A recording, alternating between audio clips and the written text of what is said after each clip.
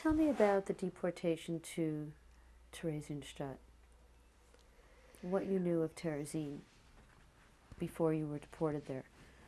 I didn't know anything except that it was a place where there are only Jews and where we are all deported to, and there isn't much food to eat. So everybody who went had one suitcase. I think we were allowed 2 suitcases each. What did you take? I didn't have any access to any foodstuffs, but my mother had some connections in Brno, some friends, some non-Jewish friends, and she got some sausages, dry sausages, and then some other things. I think some fat, whether it was people rendered butter because it lasted longer, so they would melt it and cook it and then pour it into jars to take along. And some sugar, and sardines were at a premium, sardines were considered, because we didn't have too many canned goods in olden times, so sardines was one of them. So we had that. Things that last, we would take along. And so my mom had one small suitcase full of food.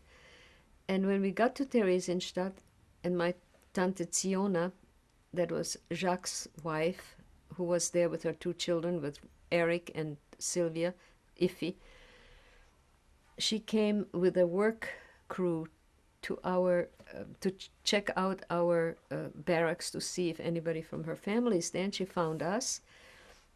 And when she talked to my mom gave her almost all the sausages and everything, because she said that little Iffy, that was our youngest cousin, and that was our charm child. This is the sculpture I'm trying to make of Iffy when she was about 6 years old.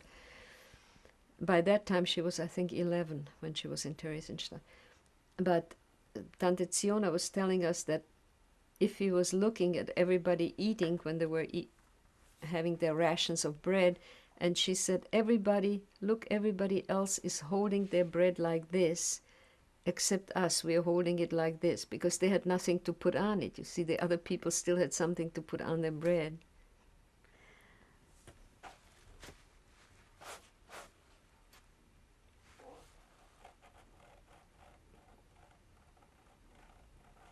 You better stop for a minute. Turn it off, please.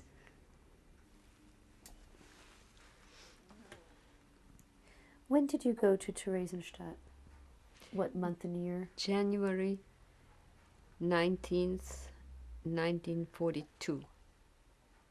And how was it that you were told or made or transported there?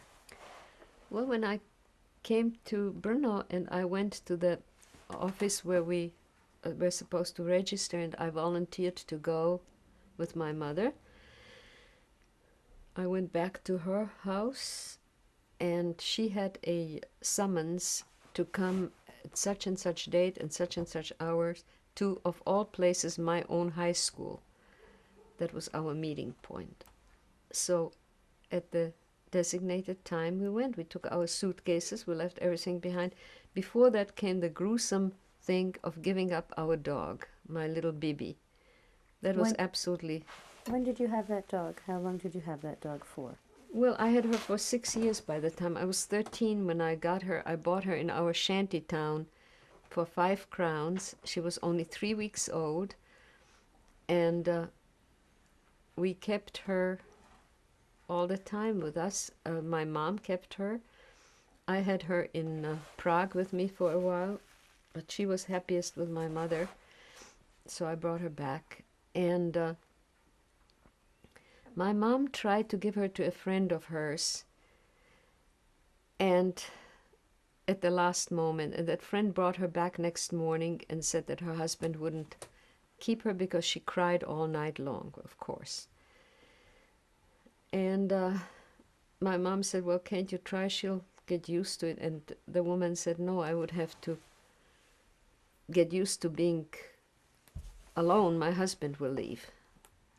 So the last day, the day before we went to that high school to check-in, we took her to the Humane Society. And it was absolutely dreadful. There was a man sitting there, and he took her, he listened to our story, everything, you know. And we left Bibi there. He tied her to the to his desk. And I still see her looking at us like that. She turned her head and her eyes. She looked exactly like her master's voice dog. You know, she had black ears, a black nose, black eyes. It was completely white, the rest of her. And she was sitting there, just craning her neck saying like, "We are crazy. How come you are leaving me here? Where are you going?" You know, it was unbearable. And both my mom and I dropped all shame and all inhibitions, and we just howled with anguish all the way home. We were talking about how you got to Theresienstadt. Well, I was amazed to see some of my mom's feminine little things, like, for example, she had, you know, we couldn't buy anything anymore, but she had somehow somebody made a satchel for her to carry some stuff like cosmetics and other things like that, and it looked so strange to me because these were things I would have never thought of, and here she was with all these things neatly done, and we went off and we marched with our suitcases, dragging them, and the streets were pretty much deserted, so I think it must have been in the evening or very early in the morning, I don't know. And we came to that very familiar high school where I've so many times climbed up the steps just to go to school, and we were put in a huge room in the, I don't know if it was in the basement or someplace, and there were a lot of people that just bunched in, and my first thought was, where does one go to the bathroom, you know? And then I remembered where the bathrooms were, and there were long lines, and there was not enough of anything. Somebody said something that we are going to be fed, that somebody's making some soup for everybody, and I don't remember whether we ate anything of that or not. My mom and I were completely devastated still, because the day before we had to give up our dog. And of course, we were not as sad to leave my grandmother and Tante Melly behind, because we were glad that they didn't have to go, you know, so they were still okay. And that was something to be thankful for. And then at night, in the middle of the night, when it was dark, we were marched to the railroad station. Wait, I think we were taken by streetcars. There were some special streetcars brought out, and they took us to the railroad station, probably so nobody would escape. And guards, SS guards, were around.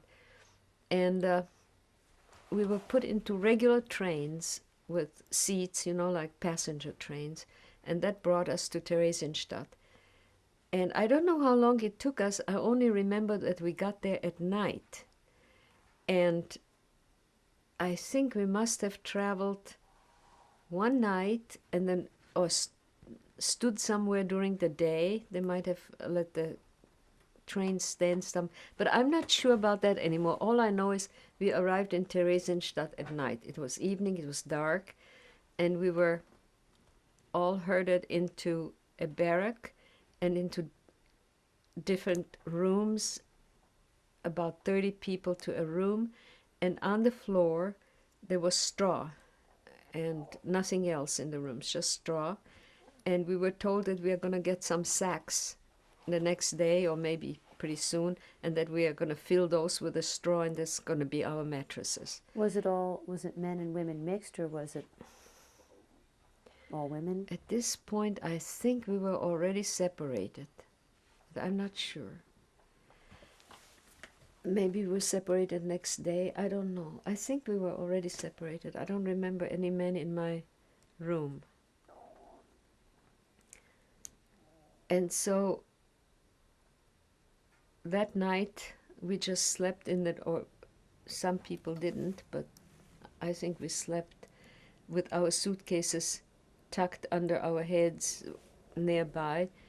And we didn't know where to wash. We didn't know where the bathroom was. We just had to find out bit by bit all these things. And the next day, it became a little more organized, and we were taken into a room that had bunks, like several tiers. I think there were 3-tier bunks, 2 or 3 tiers. I don't remember that either.